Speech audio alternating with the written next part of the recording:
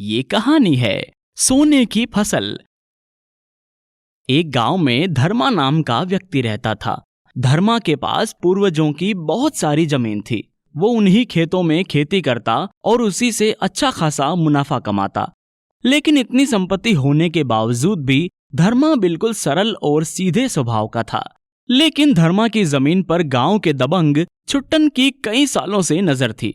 वो हमेशा धर्मा की जमीन को हड़पने की फिराक में रहता था।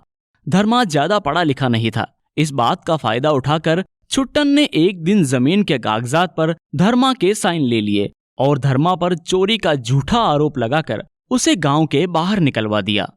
गांव के बाहर धर्मा एक छोटी सी झोपड़ी में रहने लगा और जंगल से लकड़ी काटकर जो कुछ मिलता उसी में गृहस्थी चलाने लगा।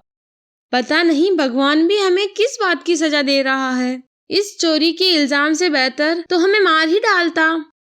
भाग्यवान, भगवान तो हमारी सिर्फ परीक्षा ले रहा है और बुरा समय तो हर किसी की जिंदगी में आता है। हमें सुख और दुख दोनों को एक ही तरह स्वीकार करना चाहिए।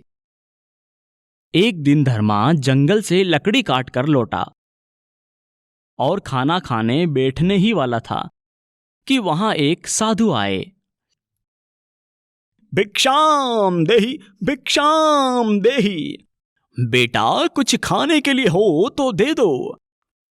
अभी तो घर में खाने के लिए कुछ नहीं है साधु महात्मा, लेकिन घर से साधु खाली हाथ जाए, भला इससे बड़ा पाप क्या होगा। ऐसा सोचकर धर्मा अपने हिस्से का खाना साधु को दे देता है। बाबा, अभी मेरे पास यही है, मुझे क्षमा करें। बेटा, मैं तो साधु हूं, मुझे पकवान नहीं चाहिए। प्यार और सत्कार से मिली रोटी ही मेरे लिए सर्वश्रेष्ठ पकवान है। खाना खा लेने के बाद साधु ने धर्मा से पूछा, बेटा, तुम गांव के बाहर क्यों रहते हो? यहां तो जंगली जानवरों का खतरा भी रहता है। फिर धर्मा ने सारी बात साधु को बताई। तो साधु ने अपनी झोली में से एक मुट्ठी गेहूं के दाने निकालकर धर्मा को कहा, ये लो बेटा, इन गेहूं के दानों को बगीचे में बो देना और थोड़ा पानी डालकर रात भर छोड़ देना। ऐसा कहकर साधु बाबा वहां से चले गए। फिर धर्मा ने वे गेहूं के बीज बगीचे में बो दिए और सो गया।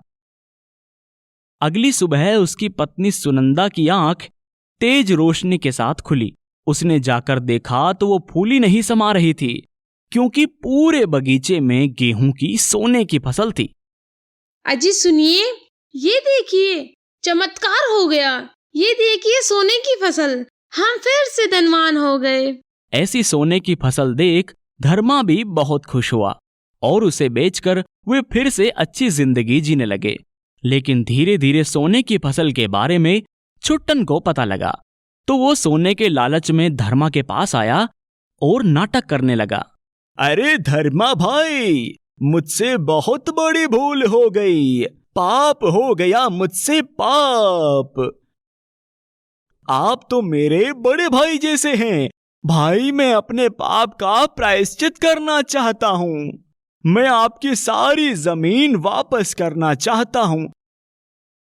बस धर्मा भाई, आप मना मत कीजिए, नहीं तो मैं अपने आप को कभी माफ नहीं कर पाऊंगा। इस तरह छुट्टन धर्मा को उसकी जमीन लौटा देता है। अब मेरे पास कुछ नहीं बचा है। धर्मा भाई, आप इस पापी पर एक एहसान कर दीजिए। बस थोड़े से सोने की फसल वाले बीज दे दीजिए। सीधे स्वभाव का धर्मा छुट्टन के कुटिल स्वभाव को नहीं समझ पाया और बचे हुए बीज उसे दे दिए।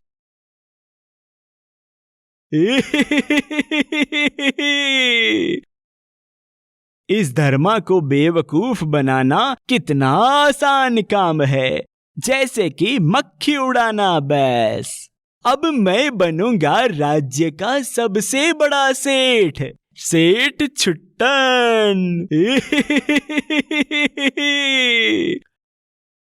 और छुट्टन भी अपने खेत में बीज बोकर सो गया।